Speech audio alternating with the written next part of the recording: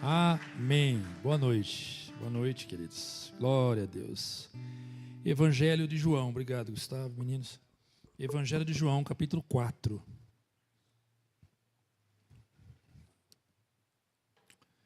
Evangelho de João, capítulo 4.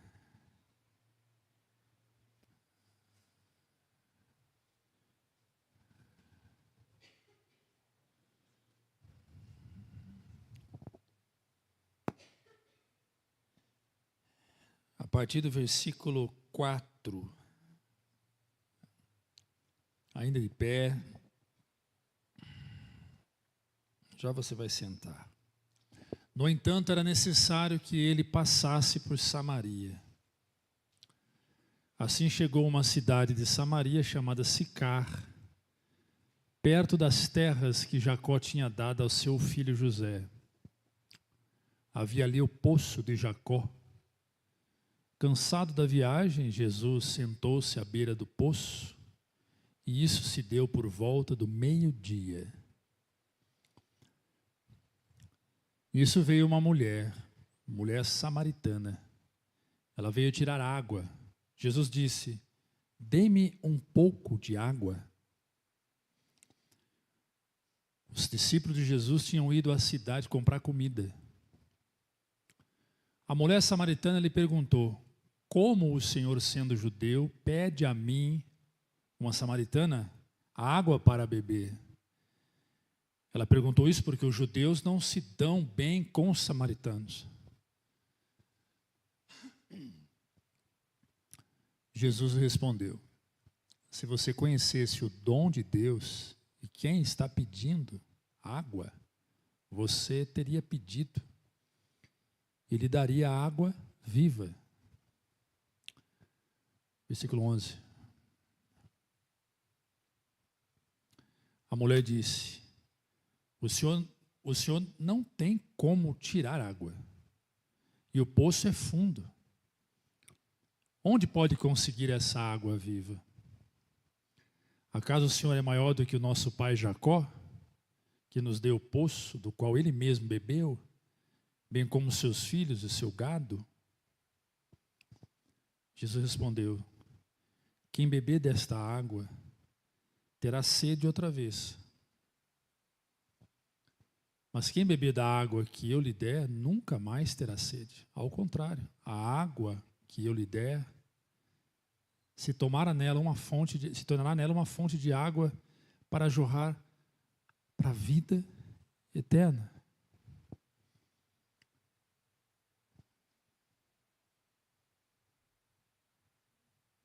A mulher lhe disse: "Senhor, dê-me dessa água para que eu nunca mais tenha sede e nem precise voltar aqui para tirar água."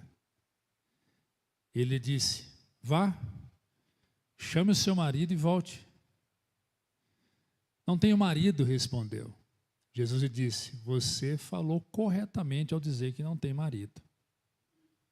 O fato é que você já teve 5, e o homem com quem agora vive não é seu marido. O que acabou de dizer é verdade." A mulher disse: "Senhor, eu vejo que é profeta. Os nossos antepassados adoraram nesse monte, mas vocês, judeus, dizem que Jerusalém é o lugar onde se deve adorar." Jesus declarou: "Creia em mim, mulher. Está próxima a hora em que vocês não adorarão ao Pai, nem nesse monte, nem em Jerusalém. Vocês, samaritanos, adoram o que não conhecem. Nós adoramos o que conhecemos, pois a salvação vem dos judeus. No entanto, está chegando a hora, de fato, e já chegou, em que os verdadeiros adoradores adorarão ao Pai em espírito e em verdade, e esses são os adoradores que o Pai procura.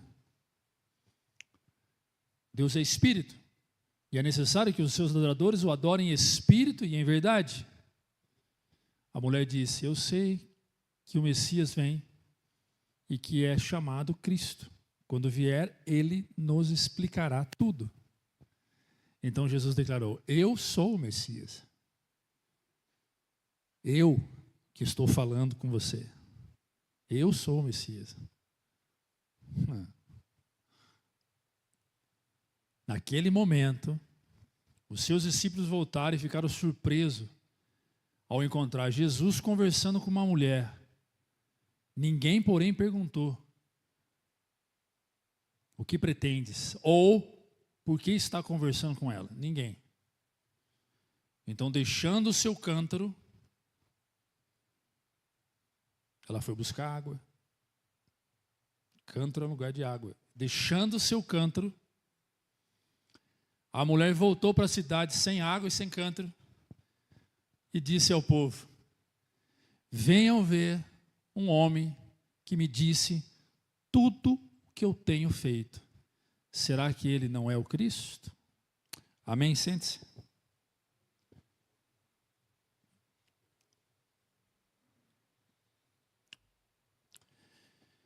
Essa conversa de Jesus Cristo com a mulher samaritana, ela não apenas revela um diálogo entre um homem e uma mulher, mas ela revela um modelo, um padrão de como Jesus lida, como Jesus conversa, como Jesus acolhe, como Jesus recepciona, como Jesus direciona palavras para quem está ferido, rejeitado, esquecido, doente, machucado. Esse texto que lemos, essa atitude de Jesus aqui, comunica para mim e para você e para qualquer cristão no mundo que venha ler a Bíblia, a graça de Deus, a redenção, a misericórdia, a bondade, a piedade de Jesus Cristo, através da pessoa de Deus, através da pessoa de Jesus, que é o próprio Deus. Então esse é um grande modelo que nós temos que seguir. É esse modelo aqui. A Bíblia traz modelos para que nós venhamos a seguir. Tanto no Antigo Testamento quanto no Novo. E nós temos que nos esforçar. Nós temos que nos esforçar para seguir esses exemplos. E é muito interessante que a gente insiste para que os nossos filhos tenham certos comportamentos que nós entendemos que é adequado a ter, que é o ideal a ter. Mas nós temos que cobrar de nós mesmos. Estamos tendo esses comportamentos que a Bíblia pede para termos. E a Bíblia, ela traz padrões não engessados. O que é padrão engessado? São padrões rígidos. A Bíblia não traz padrões rígidos, porque a Bíblia primeiro foi escrita por homens que são seres subjetivos. Eu e você somos seres subjetivos. Nós mudamos. Nós somos mutáveis. Então ela não traz padrões rígidos. Ela é flexível em padrões. Mas quando se trata de questões espirituais, ela é rígida. Ela é inflexível. Moralmente falando, eticamente falando. Ela é rígida e inflexível. Não tem como negociar. Aqui acho que eu posso flexibilizar aqui. Não dá. Então, existem alguns padrões de atitude, de comportamento, que nós podemos pegar como exemplo para a nossa vida e nos esforçar para sermos iguais. Esse aqui eu acho incrível, né? Eu não vou entrar em fator histórico, por que Jesus entrou em Samaria, sendo que ele poderia ir direto para a Judéia, enfim, não vou entrar nisso, né? Vou entrar em detalhes por que os judeus não conversavam com os samaritanos, isso tem a ver.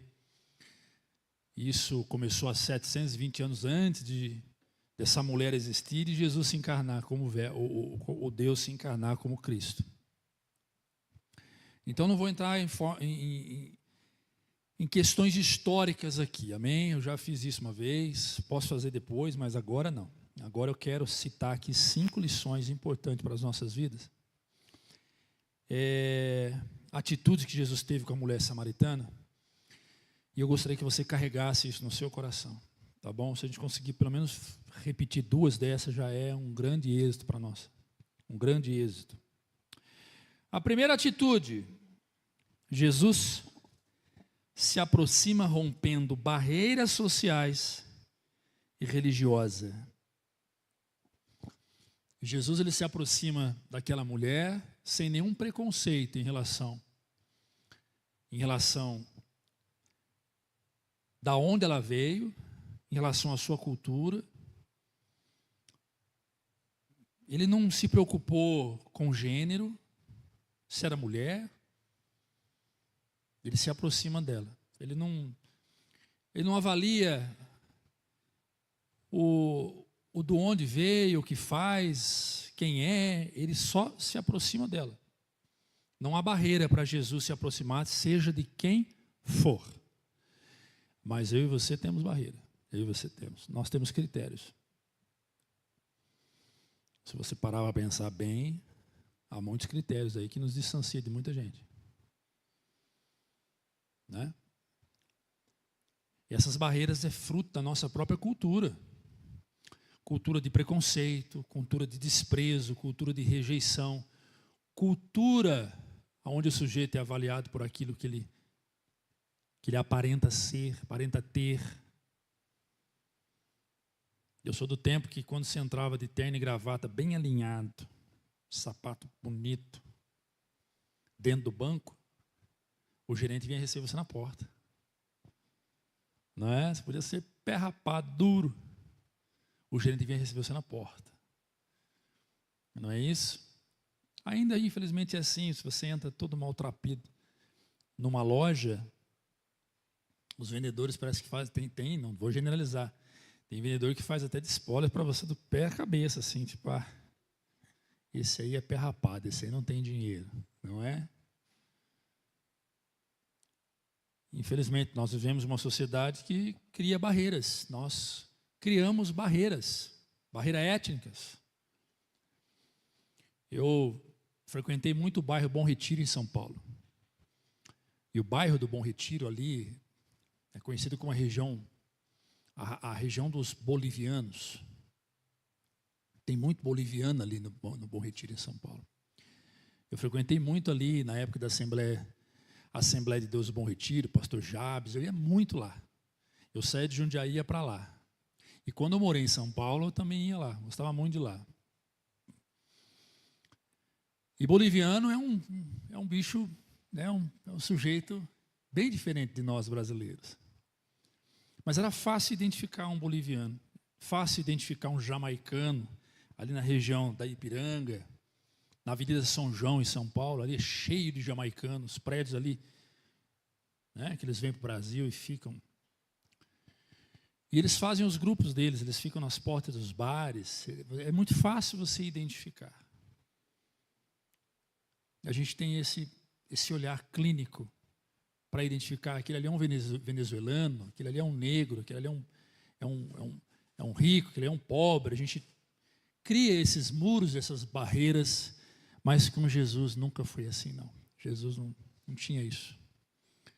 Jesus, ele sentava à mesa com publicanos, meretrizes. Jesus abraçava leprosos, sentava à beira do rio junto com pescadores, entrava em barco junto com pescadores. Então, enfim, Jesus não tinha isso. Jesus fala com uma mulher, então ele quebra a barreira do gênero. Naquela época, não era certo um homem conversar com uma mulher sozinho. Então, ele quebra a barreira do gênero. Então, conversar com uma mulher sozinho naquela época não era certo. Não era permitido que isso que acontecesse. Ele fala com uma samaritana, ele quebra a barreira étnica e religiosa. Naquela época não era bom um judeu conversar com um samaritano. Então, você já percebe que ele vem para quebrar paradigmas, ele é contra a cultura. Jesus sempre foi contra a cultura. Sempre foi contra a cultura. Então ele quebra a barreira do gênero, ele quebra a barreira étnica e religiosa, e ele fala com uma pessoa socialmente marginalizada. Porque a mulher samaritana era uma mulher marginalizada. O que é uma pessoa marginalizada? Não confunda com esse é marginal. Porque essa expressão, esse é marginal, ganhou um tom pejorativo, dizendo, esse é bandido. Esse não presta. Uma pessoa que é socialmente marginalizada é alguém que foi deixada no canto e não representa valor algum para a sociedade. Não que essa pessoa seja promíscua. Então eu já vi alguns pregadores pregando por aí de que essa mulher samaritana fosse uma mulher promíscua. Em nenhum momento a Bíblia diz que ela foi promíscua. Ela teve 5 maridos, mas não significa que ela foi promíscua. Os 5 maridos que ela teve, de repente, fruto de abandono, fruto de morte. Entendeu? Então não é porque ela foi promíscua. Promiscuidade na Bíblia é prostituição, e essa mulher não é chamada de prostituta. Essa mulher em nenhum momento é chamada de prostituta. Ela só tem uma vida, ela teve uma vida que não deu certo, ela teve casamentos que não deu certo, ela fez escolhas erradas na vida dela. E ela estava vivendo uma fase muito difícil. Irmãos, a comunidade judaica e a comunidade samaritana é uma comunidade que ou você nasce nela, ou você só conhece ela, porque fazer parte dela é muito difícil. A única vez que alguém pôde se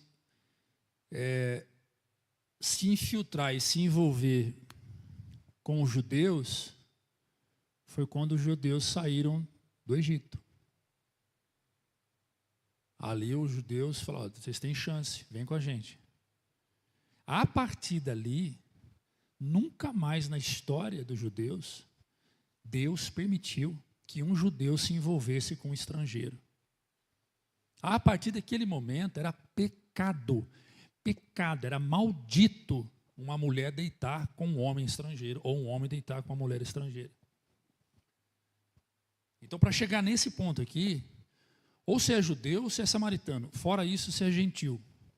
Ou você não é nada. Então, não tem conversa. Por que os judeus não se relacionavam com os samaritanos? Porque os samaritanos, eles desvirtuaram, eles quebraram essa lei de Deus, que, ou seja, depois que os judeus vieram do exílio, eles se permitiram envolver com homens e mulheres estrangeiros. Eles corromperam a lei. E para os judeus, samaritano é impuro. É impuro. Um samaritano é impuro. Então a gente está diante de um cenário aqui, onde Jesus conversa com uma mulher impura, marginalizada, e de uma outra perspectiva, de uma outra etnia religiosa, enfim, de vários contextos. Então, falando da mulher em si, ela sabia que por si só o judeu já a desprezava pelo próprio fato, pela própria cultura. Então, os judeus a desprezavam, o seu povo a desprezava. Então, começa a imaginar o coração dessa mulher como estava.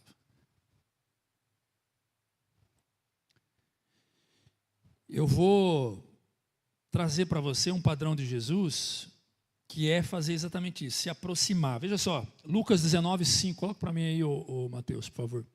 Evangelho de Lucas 19:5. Rapidinho, só para amparar esse texto. Quando Jesus chegou àquela cidade, olhou para cima, ele disse: Zaqueu, desce depressa, porque hoje eu preciso ir para a sua casa, eu quero ir na sua casa. Está vendo? Está vendo aqui Jesus se aproximando de Zaqueu? Agora tem uma questão muito importante aqui. Tanto a mulher samaritana quanto esse homem Zaqueu, eles não eram pessoas arrependidas.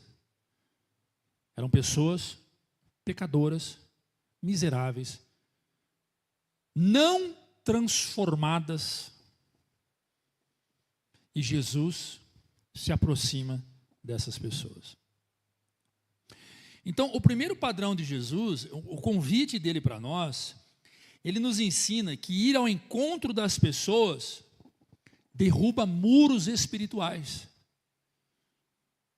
E ao longo da história da religião, ela começa a criar esses muros. Então, por exemplo, vou te dar um exemplo que eu ouvi essa semana aqui de uma pessoa.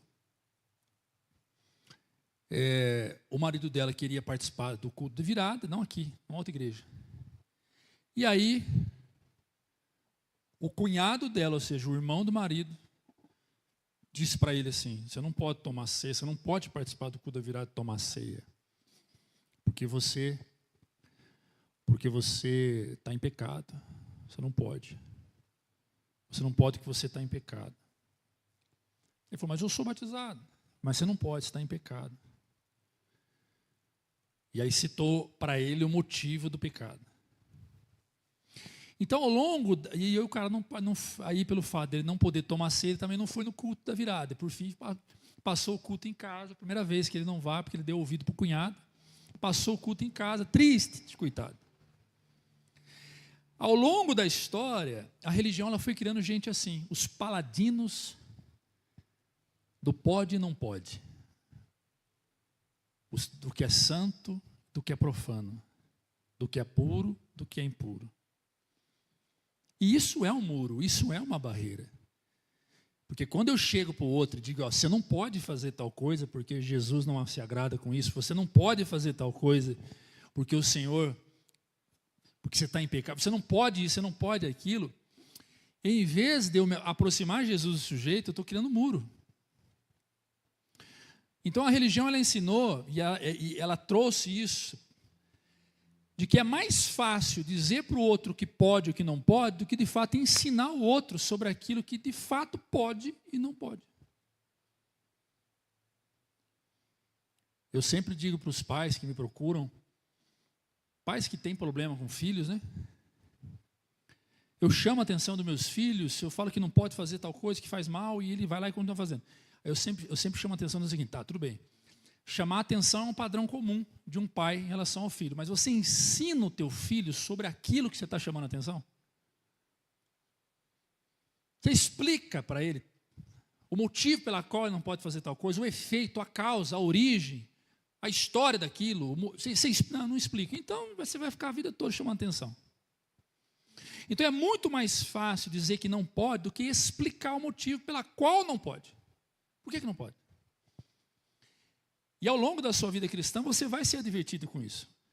Você vai chegar para uma pessoa e vai falar assim: não, eu não gosto de balada, eu não gosto de cachaça, eu não gosto dessas coisas, porque Jesus Jesus ele não aprova isso. E a pessoa vai perguntar: mas por quê que ele não aprova?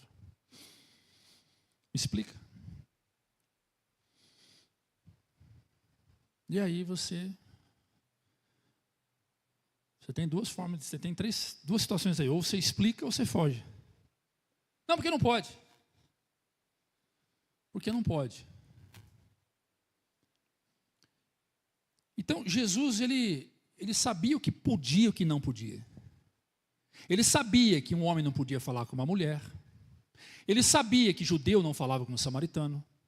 Ele sabia que ela era uma mulher marginalizada. Para começar, meio-dia no poço. Nenhuma mulher, meio-dia, está num poço tirando água. Começa aí. Então, já começa errado. Não é horário comum para isso. A cultura bíblica, quando você vai estudar cultura bíblica, inclusive eu quero indicar um livro de um amigo meu, que é professor do nosso instituto, o professor Leonardo Andrade. Ele escreveu um livro que foi best-seller, chama Manual de Culturas Bíblicas e Costumes Judaico. Fantástico. Não é meio-dia, não é hora de tirar água, entendeu? Mas a mulher está lá. E Jesus encontra com ela. Então Jesus sabia de tudo, ele sabia de tudo. Então na hora que ela pergunta: você sabia que não pode uma mulher conversar com um homem? Você não vai ver Jesus refutando: pode sim. Não, você vai ver Jesus explicando, de fato, aquilo que ela não sabia. Porque a religião colocou no coração dela algo que não podia. Mas Jesus trouxe para uma informação nova para ela. Jesus trouxe algo novo na mente dela. E essa é a minha, a sua função. A minha, a sua função é trazer esse algo novo. E vamos lá, o que é esse algo novo? Esse algo novo significa evangelho. E evangelho, traduzido do grego para o português, significa notícia nova, boas novas. Então Jesus, quando ele abria a boca, ele trazia uma notícia nova, boas novas. É isso que é o Evangelho. O Evangelho é notícia nova. Eu tenho algo novo para você. Eu tenho uma notícia nova. Ah, mas a lei diz isso. Jesus fala, mas eu digo isso. Então foi assim com a samaritana, foi assim com Zaqueu, foi assim com muita gente. Foi assim com muita gente, né? E por que é que ele fez isso? Por que é que ele vai ao encontro do marginalizado, do pecador, do miserável, do moribundo, do esquecido socialmente, daquele que eu e você não damos valor algum? Por causa disso aqui, ó. Romanos 5:8. Vai lá. Romanos 5:8.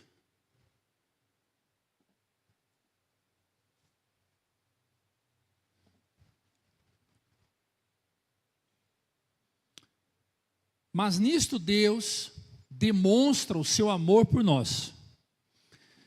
Cristo morreu em nosso lugar, apesar de sermos pecadores. Cristo morreu em nosso lugar. O que ele está dizendo aqui? Cristo nos amou. Ele nos amou quando ainda nós éramos pecadores. Então, quando nós olhamos para alguém marginalizado, vou tirar, filho, marginalizado, alguém perdido, esquecido, Cristo amou aquele cara e está amando aquele cara na condição daquele cara, do jeito que aquele cara está. Há um amor por aquela pessoa. E não confunda salvação com amor. É diferente. Jesus, ele ama o pecador. E por amar o pecador, Jesus está disposto a salvá-lo. O problema é que o pecador não sabe disso. Ele não sabe disso. O pecador, ele não sabe. Ele não reconhece esse amor. Ele não entende a profundidade desse amor. Ele não compreende a dimensão desse amor, que esse amor é capaz de levá-lo a uma dimensão sobrenatural, que esse amor é capaz de levá-lo para um terceiro céu, que Paulo diz, o terceiro céu, que esse amor é capaz de levá-lo a boas novas.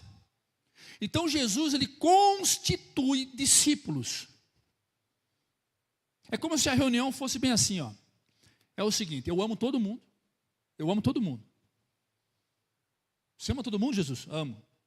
Mas todo mundo mesmo? Todo mundo. Por que você ama todo mundo? Porque o Pai ama e eu amo. Todo mundo? Todo mundo. Aí João fala, só um minutinho, repete. Escreve aí. Porque Deus amou o mundo de tal maneira. Eu amo todo mundo. Eu amo todos. Ok? Ok. E vou morrer. Vou morrer.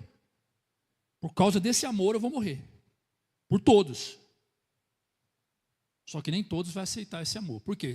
Escreve o resto aí, João. Deus amou o mundo de tal maneira que me deu, eu sou o único filho, para morrer por todos, mas somente aquele que crê em mim, somente aquele que acreditar do porquê essa morte e aceitar esse amor, terá a vida eterna, será salvo.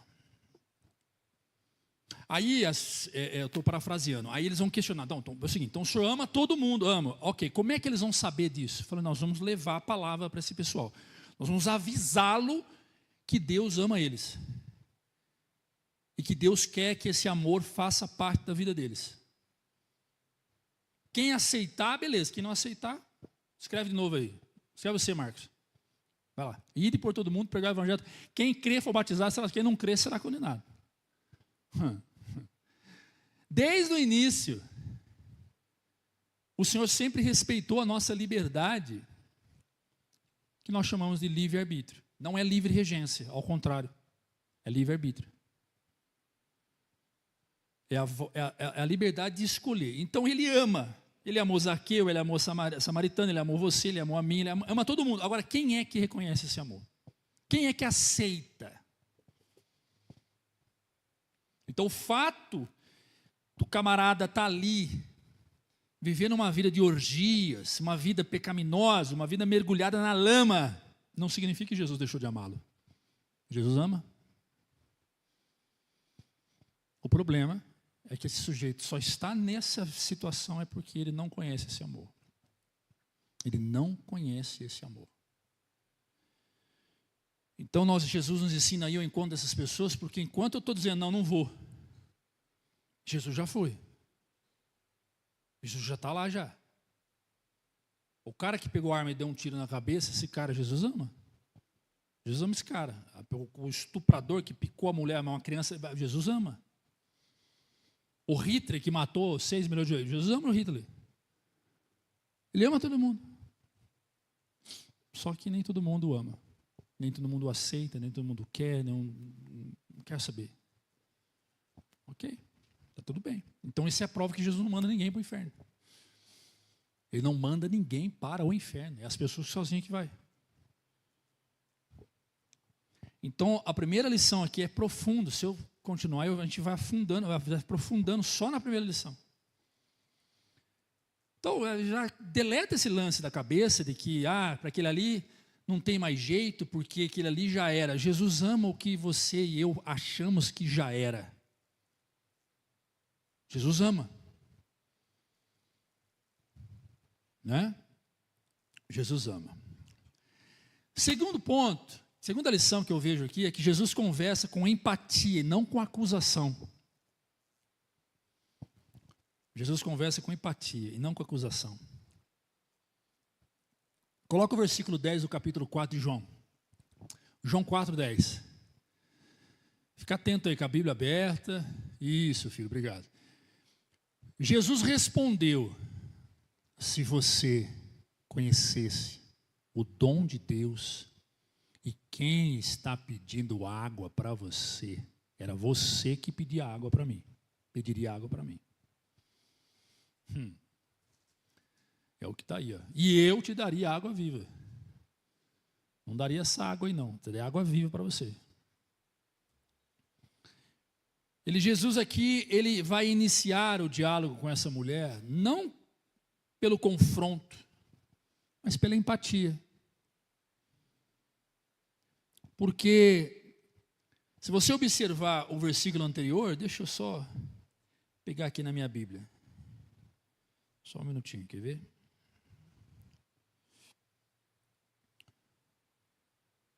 O versículo 9. A mulher samaritana perguntou: como o Senhor, sendo judeu, pede a mim, uma samaritana? Então veja que está carregado, a fala dela está carregada de preconceito, de legalismo, de uma cultura enrijecida, uma cultura onde mulher não vale praticamente quase nada, encosta ali, principalmente mulher numa condição igual ela. Olha, como o Senhor, sendo judeu, pede a mim, uma samaritana, água para beber? E aí o João faz questão de colocar no texto. Na realidade aqui não foi João que colocou, tá? Aqui foi de fato o biblicista, tradutor, ele colocou. Ela perguntou isso porque os judeus não se dão com o samaritano. Então ele faz questão de colocar aqui. Mas a fala da mulher, ela é carregada de, tipo assim, sabe que você já conversou com gente que você vai bater um papo, ela já puxa o escudo e coloca assim, já pega a espada e já fica pronto para brigar com você? É essa mulher aí. É ela? Pode tirar aí, filhão. É ela. Quem? Você está pedindo água para mim? Você não pode falar comigo. Você é homem, eu sou mulher. Esse é o primeiro ponto. Segundo ponto, você é judeu, eu sou samaritano. E o que Jesus podia fazer? Para com essa bobeira, mulher. Larga a mão de ser tonta. Para de ser xarope. Larga a mão disso, senhor. Que estupidez, para com esse legalismo religioso. Essa religião mata. Não é assim que a gente normalmente faz? Não é isso que nós normalmente fazemos? Para de ser tonto, senhor. Vou lá, vai ser burro. Pelo amor de Deus, fiquei enfrinhado assim, dessa religiosidade, esse. Para! E a gente está fazendo isso sem intenção de atacar, mas essa postura, ela ofende um sujeito que tem uma cultura que vem há décadas.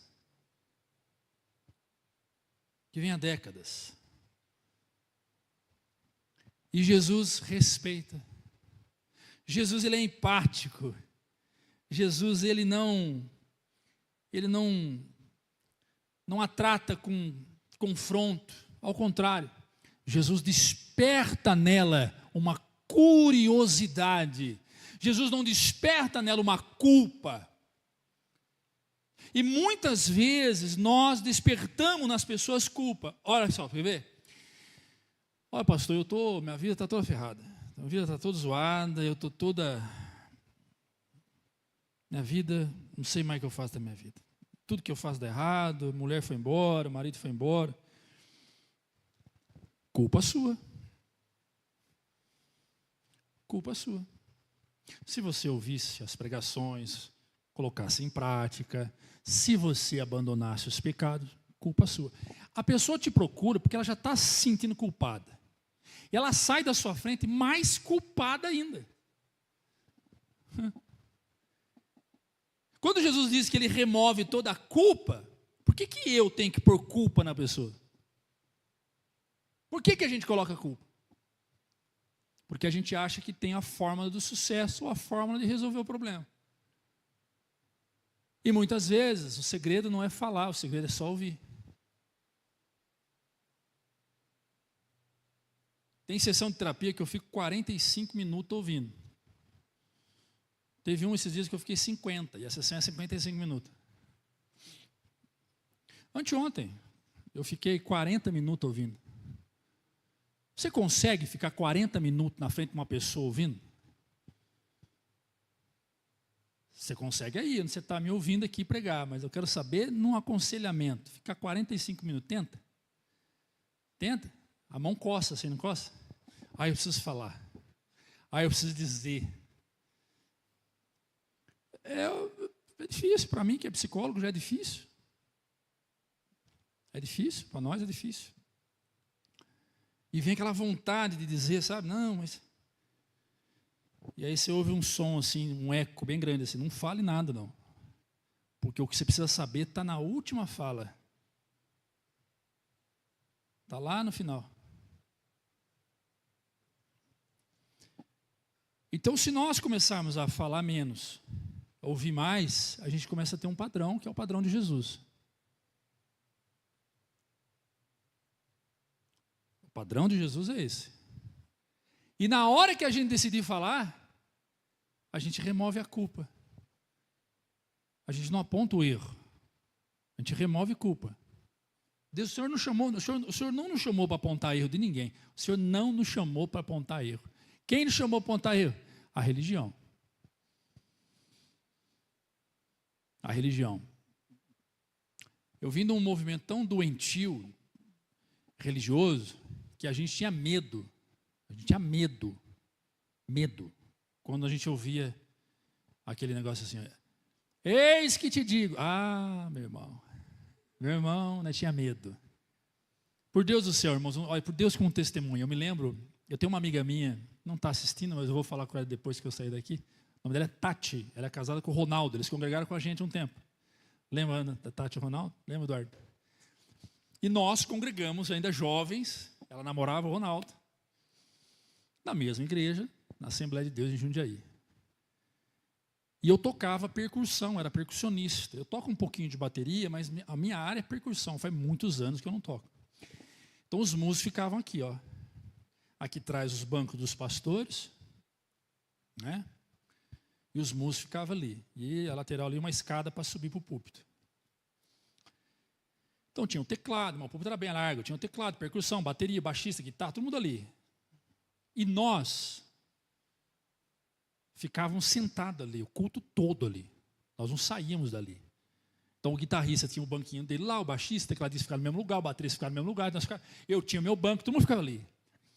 Mas quando começava, Deus está mandando falar comigo aqui, de repente começava a sair um, saia outro, Começava a sair aquela galera toda, ia saindo, devagarzinho ia saindo. Nós tínhamos medo. Não tinha nada que nos condenasse, mas nós tínhamos medo. Porque esses caras eles eram expert de apontar pecado até em gente que não tinha nada.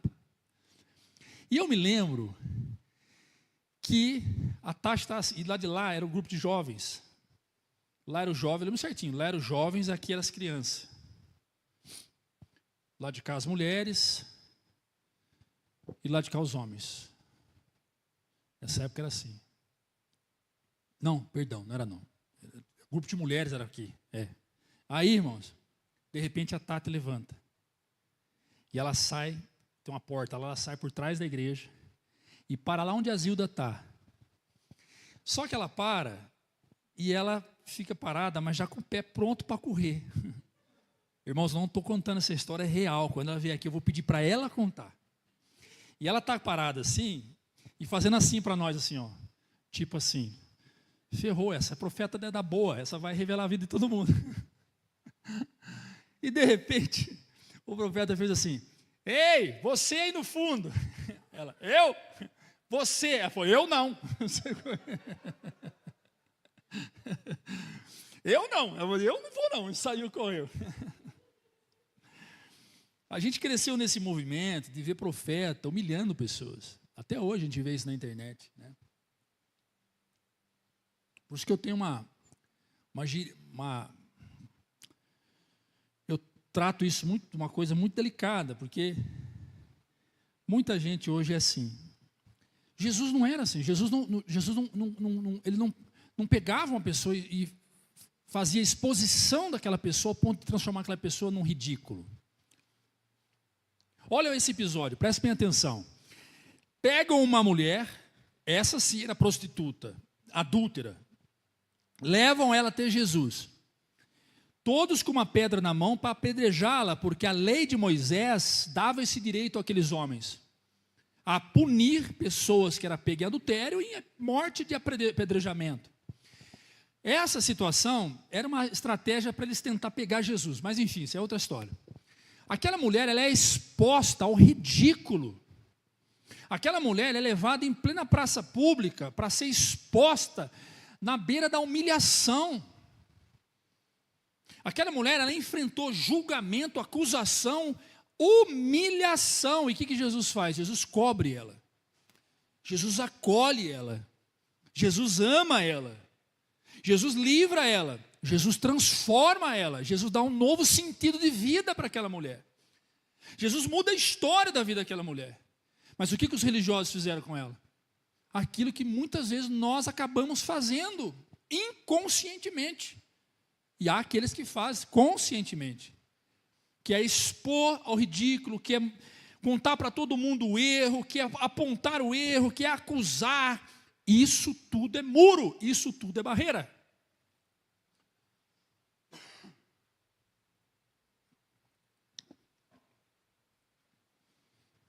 Então Jesus, ele acolhe, Jesus trata de forma agradável. A pessoa já está moída, a pessoa já está quebrada, e você vai esmagar o que está quebrado?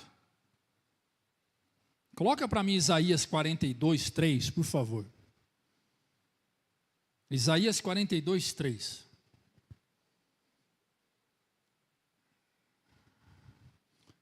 Vai lá. Isaías 42, 3. Não quebrará o caniço ferido, e nem apagará o pavio fumegante, com fidelidade fará justiça. O que o texto está dizendo? Não esmagará a cana quebrada, não pisai quem já está tudo moído, dolorido, tudo quebrado, tudo moído, poxa vida. Para quem vive o mal, basta o próprio mal. Eu tenho ensinado isso para muita gente aqui, porque o fulano está vendo uma vida, gente, a vida que ele está vendo já é ruim.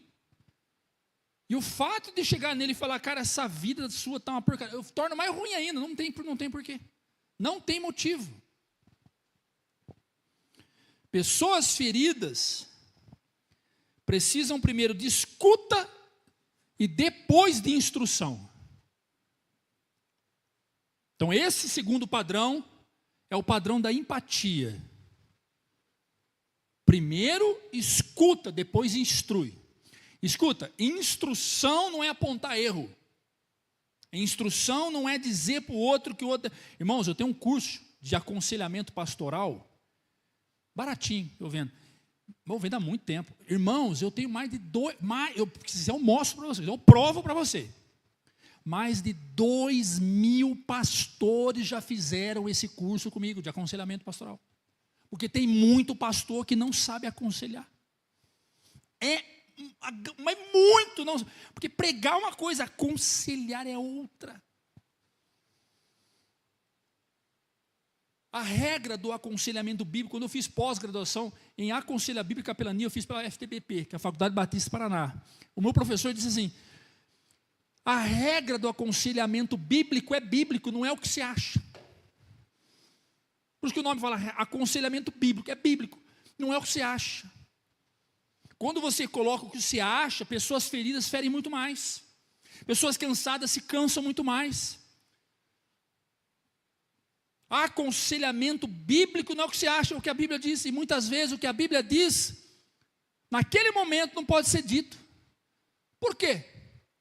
Porque ela é afiada, muito mais do que espada de dois gumes. Você tem que saber o momento certo para dizê-la. Porque ela pode abrir um buraco e aumentar, e aquele buraco ficar aberto. Ou ela pode simplesmente costurar aquele buraco, remover aquela ferida. Pessoas feridas precisam primeiro ser escutadas, depois instruídas. Instrução é uma coisa, dizer o que se acha é outra. Instruir é levar as pessoas a compreender que pecado desagrada a Deus, que transformação requer arrependimento, que Jesus faz isso e eu não faço, e ninguém faz, é só Jesus. O terceiro modelo que eu vejo com Jesus aqui é que ele revela a verdade com amor, sem humilhar. Vai lá, João 4:17. João 4:17. Eu não tenho marido, respondeu. Jesus disse, você falou corretamente, ao dizer que não tem marido. Agora joga para o 18. O fato é que você já teve 5 homens com quem agora vive. E esses homens não foram seus maridos. E esse homem não é o seu marido. O que acabou de dizer é verdade. O que ele está dizendo aqui? Ele toca na ferida dela, mas não expõe ela publicamente. Qual era a ferida dessa mulher? Não para com homem nenhum. O que eu e você poderíamos dizer aqui nesse contexto? Também você não para com homem nenhum? Não sossega com um homem nenhum? Vai gostar de homem assim lá na China? Meu Deus, sossega, mulher. Não é? Não para com homem nenhum, só. Pelo amor de Deus, sossega. Jesus não condenou, Jesus não desprezou. Ele mostra que conhece a história da mulher e acolhe ela. Jesus não humilha, Jesus não faz ela se sentir pior. Não faz ela se sentir nojenta, suja. Em 20 anos de caminhada cristã, pastoral, eu já vi de tudo e um pouco mais. Eu me lembro, pastor Júlio, me ligou um dia e falou, preciso ir, falar com você. Eu falei, pode falar, vem cá. Estou indo aí, tem uma treta aqui que você vai ter que me ajudar. Ele lembra bem disso. Eu acho que ele deve estar assistindo. Ele falou, o que foi? Ele falou, estou indo aí, falar com você. Aí ele chegou lá em casa, falou, pastor, eu acabei de receber uma ligação, um pastor amigo meu. Eu falei, o que foi? Não, ele falou que uma mulher ia me ligar, que ele pediu para essa mulher me ligar, para que eu convença essa mulher a não entregar ele para a igreja dele, para a esposa dele, e essa mulher era amante do cara. Então, o cara liga para o Júlio e fala, Vai ligar uma moça para você aí, tenta convencer ela a não me entregar. O Júlio falou, você está louco, cara? Você está doido, bicho? E a igreja do cara tem mais de 2.000 membros, gigante, lá em, sei na onde aí. E aí a gente vai vivendo história, vai conhecendo, e cada um traz uma história louca, e a gente vai vendo coisas acontecer em nossa volta, a gente vai vendo tudo isso acontecer. São 20 anos cuidando de gente. E nesse movimento todo eu já recebi gente que já chegou aqui e disse, eu estou traindo minha mulher, várias pessoas, várias. Já vi mulher que chegou para mim, pastor Eli, e disse, eu estou traindo meu marido, não sei o que eu faço. Né? E como é que você fala? Tira vergonha na sua cara, rapaz. Toma jeito, rapaz. Aí eu te pergunto, o senhor já falou isso alguma vez? Um punhado de vezes. E cadê essas pessoas? Elas não ficam, elas vão embora. Então esse não é o padrão. O padrão é fazer o que Jesus faz, mas a gente não aguenta, né, Wander? A gente não aguenta, né, pastor? A gente acaba dando uma no meio. E você pode perceber que Jesus nunca bateu em ninguém, a não ser nos religiosos. Percebe? Fariseus, saduceus, essênios. Jesus só batia nesses caras. No profano, no idólatra, no mentiroso, no fofoqueiro. Os caras que eram ímpios por não conhecer o amor de Deus. Jesus sempre acolheu com amor. Mas os religiosos eram pior do que esses caras. Pior. Jesus sempre falou com verdade. Então Paulo vai pegar esse modelo de falar com verdade e amor e vai aplicar para os seus discípulos. Vai lá em Efésios capítulo 4, versículo 5, Efésios 4, versículo 15, rapidinho aí, estou encerrando já. Quarta bíblica, irmão, amém? Amém, João? João é fera. Antes, seguindo a verdade aqui eu quero dar uma explanação boa. Antes, seguindo a verdade em amor, cresçamos em todas as coisas naquele que é a cabeça, Cristo. Falar a verdade, nós como cristão, tem que ser falado com amor. Aquela parada assim, eu falo mesmo, dane-se, se doeu, doeu, não doeu, estou nem aí. Irmão, não funciona, tá? Aqui, ó, sou prova viva disso, ó. Não funciona. Funciona não. Não funciona. Não funciona falar a verdade sem amor. Não, mas é a verdade. Não funciona. Não, mas verdade é verdade. Tudo bem, verdade é verdade, mas tem que ter amor. Porque verdade sem amor é ferida aberta. A pessoa sabe que ele é um trouxa. E aí você diz assim, eu preciso falar uma verdade para você. Porque você é um grande trouxa. Você só valida um sentimento interno que ele sabe o que é. E ele pega ódio de você. Ele sempre soube, mas ele, agora porque você disse, validou. Validou, ele vai pegar raiva de você. Ó, a pessoa está na prostituição, está no adultério. Eu preciso te falar uma coisa para você. O quê? Você é um adúltero. Você validou o comportamento dessa pessoa. E a validação emocional é a raiz do trauma. Validação emocional é o que me faz estagnar. Trauma é o que faz eu ficar parado. É o que me congela ali. Quanta gente não volta mais para a igreja porque o pastor disse tal coisa? De mim não sei. Se eu souber, eu vou atrás para tentar resolver essa parada aí. Se é porque eu disse tal coisa, eu quero corrigir. Agora, se é o que a Bíblia diz, eu não tenho responsabilidade nenhuma. Mas quanta gente? Eu tenho uma prima minha que não entra em igreja evangélica há mais de 40 anos. Porque o pastor virou para ela assim, você está parecendo uma Jezabel com essa saia sua aí. Pô, irmão. Em outras palavras, chamou minha prima de prostituta. Entendeu? Ela nunca mais entrou na igreja evangélica. O Mateus, o nosso Mateus aqui, depois você pergunta para ele. Quando eu conheci o Mateus, comecei a discipular ele e tal, né?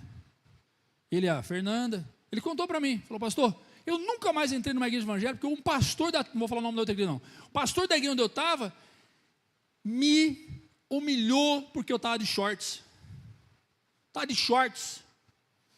Peguei raiva de igreja evangélica. Aí com o tempo, né, a coisa foi, eu fui maciando, conheci a Fernanda, quanta gente que você conhece que não entra dentro de igreja, porque um irmão, Armando Coque, a irmã do Cabelão, o Linguaruda, o irmão Linguarudo, tem uma gravata desse tamanho, a língua é maior ainda, que falou um negócio e machucou e feriu. Nós temos que falar a verdade com amor. E às vezes essa palavra é dura, essa palavra é pesada, mas está um amor nela ali, ó. Então eu fico feliz, porque eu ouço muito aí, pastor, domingo Deus moeu mas eu levei cada cajadada daquela pregação, aí foi nossa, mas foi, eu saí moído, mas como eu amo Jesus, Jesus é maravilhoso. Esse é o efeito. Verdade sem amor fere, amor sem verdade ilude. Jesus une os dois.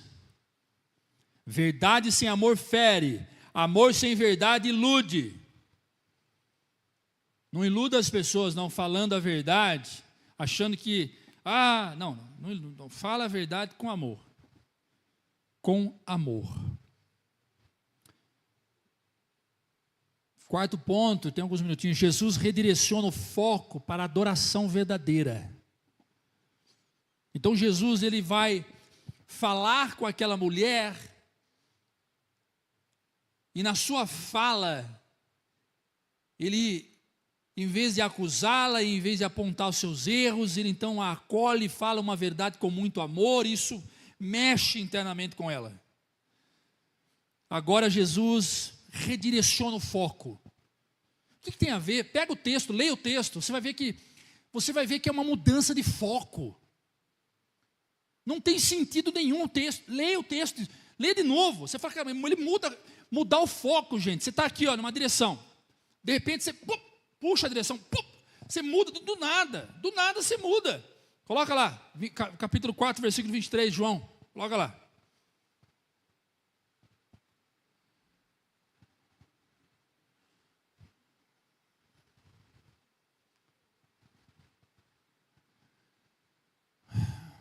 Volta o 22. 21. É aqui. A conversa está aqui. Não, aqui começa a mudança de foco. 20. 19. Aqui. A mulher diz: vejo que o senhor é profeta.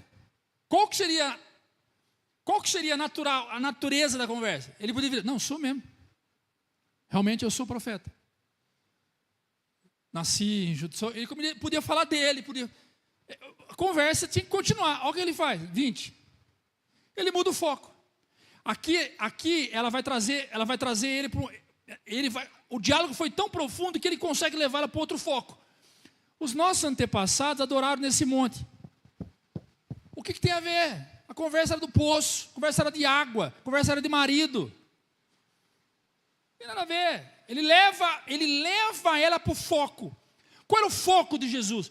É isso que eu e você temos que entender. Jesus tira o foco, a nossa atenção para aquilo que nos faz ficar no lugar onde a gente está e nos leva para a atenção a Ele, para Deus. Aí isso tira nós do lugar. Aí ela começa. Os nossos antepassados adoraram nesse monte.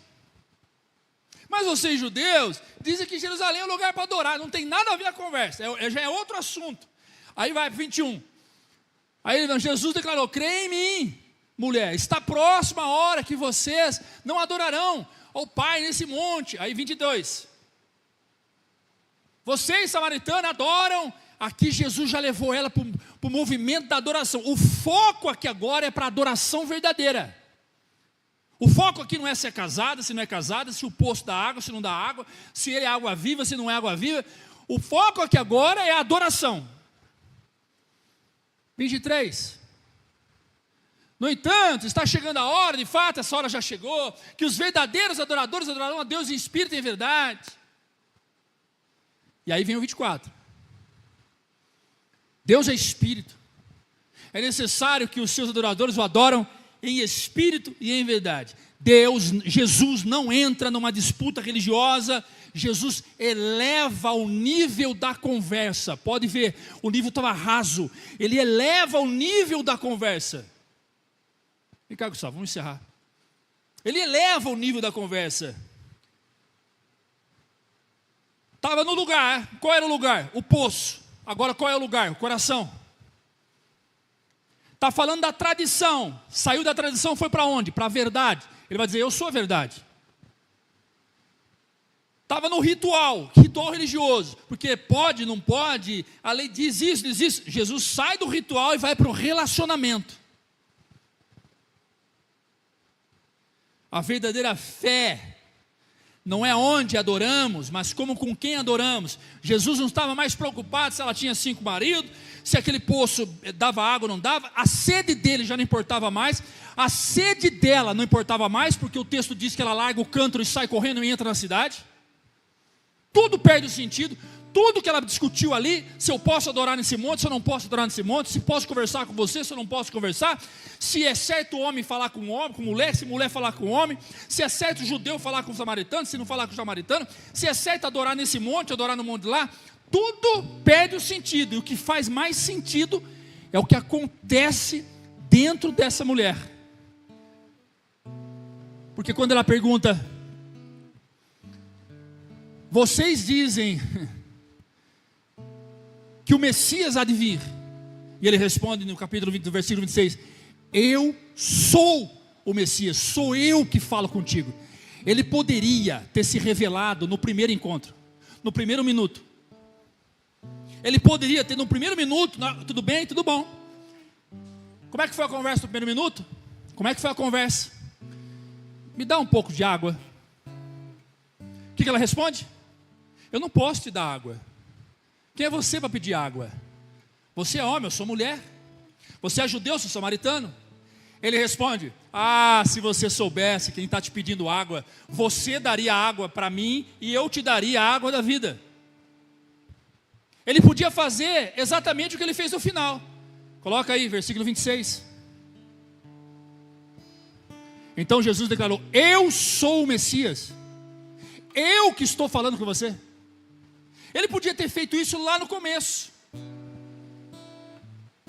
Lá no comecinho da conversa. Sabe por que ele não fez?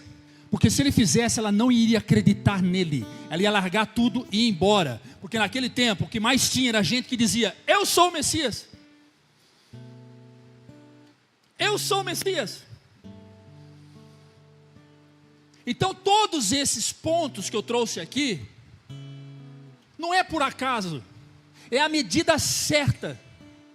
Então você vai lá, senta com o cara uma vez. Senta com o seu cunhado, com a sua cunhada, com o seu amigo, com a sua amiga, com o seu irmão, uma vez. Você implanta um modelo, a parte 1. Depois você volta, você implanta a parte 2. Depois você volta, você implanta a parte 3. E você vai aplicando esse modelo, sem se preocupar. Porque o eu sou. Volta o texto, por favor. Eu sou. Repete comigo, 1, 2, 3. Eu sou. Preste bem atenção. O eu sou. Vou repetir. O eu sou. Moisés chega para Deus diante da sarça ardendo e disse, Senhor, eu vou entrar no Egito. Eu vou falar o quê? Deus responde para ele, diga que o eu sou te enviou. Jesus sentado à mesa com os seus discípulos disse, eu sou o pão da vida. Jesus no monte ensinando, ele disse, eu sou o caminho, a verdade e a vida. O eu sou é o nome que todo samaritano e judeu sabe. Naquele tempo ninguém poderia começar se dizendo, se julgando, eu sou. Quem é você? A pessoa respondeu, sou Carlos, sou Maria, sou Paulo, mas nunca eu sou, porque eu sou é o nome de Deus. E quando Jesus vira para ela e diz, eu sou o Messias, ele está dizendo, esse homem que está falando com você é o próprio Deus. Aleluia. Se coloca de pé, aplaudindo Jesus. Aleluia. Pode deixar aceso, deixa aceso. Junto ao poço estava eu, quando um homem judeu viu a sede que havia em mim. Baixinho, você sabe o que acontece? Ela teve um encontro com quem?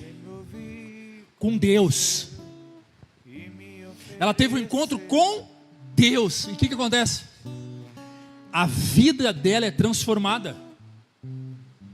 Você sabe qual é o grande problema nos dias de hoje? É que em vez de nós levarmos Jesus para as pessoas encontrar, nós vamos encontrar com as pessoas. Nós fazemos churrasco para encontrar com as pessoas, fazemos almoço para encontrar com as pessoas, nós vamos na casa das pessoas encontrar com elas.